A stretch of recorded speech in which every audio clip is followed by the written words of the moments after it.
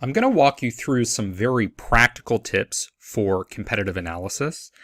And I'm also going to provide you a YouTube link where I go through an overview of how to create a comprehensive competitive analysis and provide a template for doing so. But right now I want to jump into some of the tactical things that I haven't yet included in any other videos or courses. So the first thing is looking at your competitors' Facebook ads. It's a little bit tricky to find these, but once you've figured it out, it's pretty simple. So in this example, I'm just assuming that IBM is a competitor. So I've gone to the IBM Facebook page. And if you scroll down, there's this section called Page Transparency. And what I'm going to do is I'm going to click See All. And I'm going to go to the ad library. So Page Transparency, See All, go to Ad Library. And then what Facebook is going to do is it's going to allow me to see any ads that IBM is running from this page. And you can see here that there aren't any. But in some cases, what you're going to be able to see is the specific ads that your competitor's running. Now, if they're not running Facebook ads, what they may be running are LinkedIn ads. So let's go to the IBM LinkedIn page, similar to how we found the Facebook page. And what I did here was I click Posts, and then I go to the section Ads. And this is where I'm actually able to see the various ads that IBM is running. So breakdown silos with Cloud Simplified, skeptical of Zero Trust. So lots of different single image ads that they're running. We can also see specific offers that they may be promoting, such as an ebook. We can see the different media they're using, such as videos. So this gives you some idea of what your competitors are doing. And also, if you're trying to get more money for advertising, or you're trying to push in a specific direction with the ads, you can use competitors as sort of a starting baseline to justify the campaigns that you want to run. Now, a word of caution is that a lot of business-to-business advertisers are not very wise in how they approach advertising. Often what they're doing is they're gating everything to collect email addresses, but some of the most effective types of advertising has no gating. So it's running things like this video and getting as many people as possible to watch the video, and then later on gating offers such as demo requests or demo overview videos or talk to sales, those types of things, rather than limiting the number of people reading your ebook because they're forced to provide contact information. So continuing here, in a practical competitive analysis, you're going to look at these ads. One of the key things you're also going to want to look at is the positioning. So the positioning is basically going to be pretty apparent when you go to their homepage or you go to the page for the product, the specific product or service that you compete against. And essentially, it's going to be the headline or the subheadline of that page. That's going to be a succinct summary of how they're positioning themselves. Now, the personas are not going to be as obvious. So what personas are they targeting? Well, the way I get personas is I look at the testimonials on the competitors' web pages or collateral, if you have, one sheets or whatever, and look at those testimonials and also look into the specific case studies and see who's being quoted in the case studies. Is it a director of IT? Is it the CEO? Who's making those decisions with regard to purchasing a product like yours and your competitors? Now, one of the most useful things in a competitive analysis is looking at the case studies.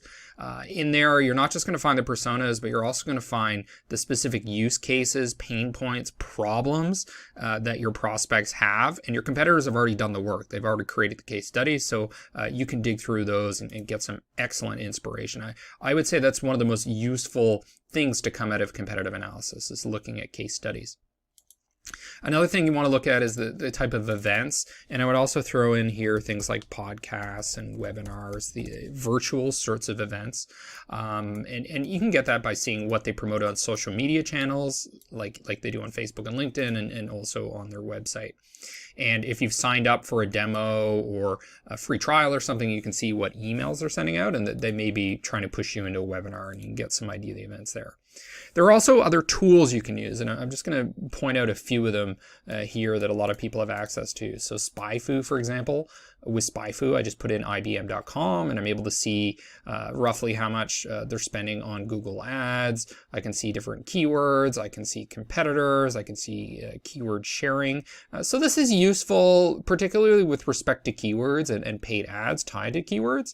It's not going to give you everything. You know, when you use tools like this, you're limited by what data are available on the internet. So I'm not going to see, for example, what direct mail these companies are sending out. So take it with a grain of salt. And of course, there's also SEMrush, which is one of the gold standard tools for search engine marketing. And we can see some of the ads that our competitor here, IBM, is running. And what I really love is looking at these visuals. So does your flash storage connect seamlessly? This sort of thing.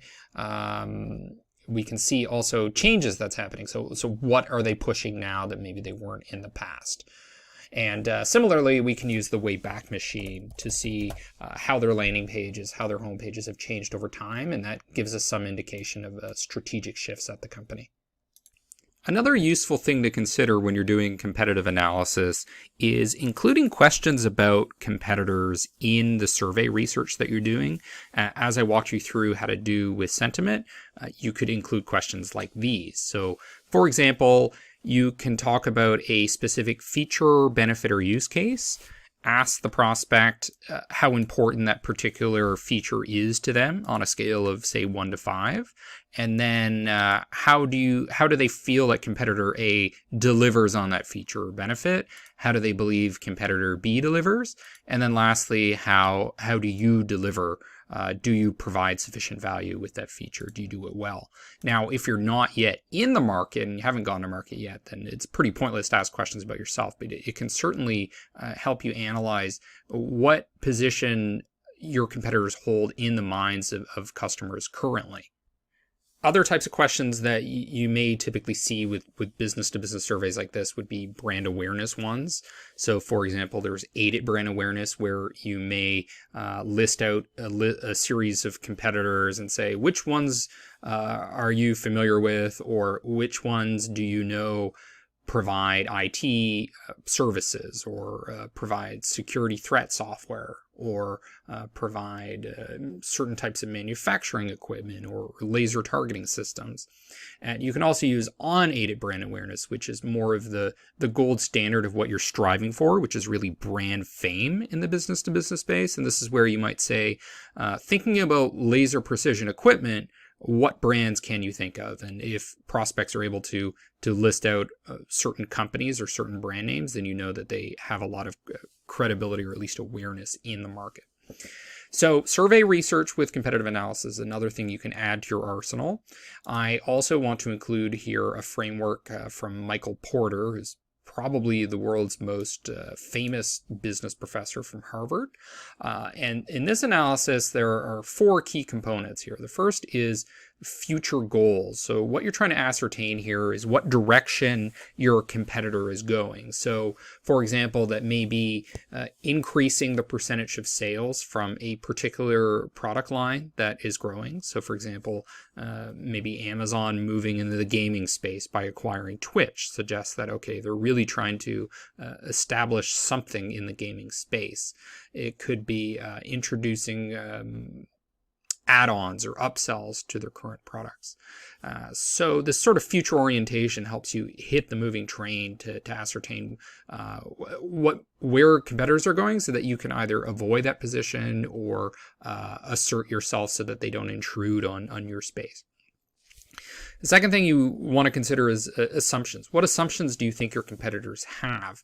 So, for example, a lot of competitors miss certain waves that are happening in the market. So, for example, the rise of USB microphones, or the decline in premise-based software in favor of cloud-based software, or perhaps the assumption that the reverse. So a lot of companies assume that companies want cloud-based software. They want more of software as a service, but perhaps they're missing that certain enterprise clients actually don't want that due to security reasons, that there is an opportunity to do more legacy, old-fashioned types of business programs, something like that. Another thing you want to consider is the current strategy for the company. So in particular, what I want to call out here is what verticals are your competitors going after, or what segments, regardless of whether that's defined as verticals, could be defined as SMB, micro companies, and enterprise companies, or it may be not-for-profits, education, something like that. And then lastly, you want to look at the capabilities. So what exactly are the competitors capable of doing? Can they actually compete with you in a particular space, or are they never going to be able to catch up to you because of the learning curve? And what are their weaknesses? What are they not capable of doing? So Porter's analytical framework is also useful in addition to the template that I developed, in addition to the survey research, and in addition to some of the tactical things we discussed, like looking at individual Facebook pages and LinkedIn ads.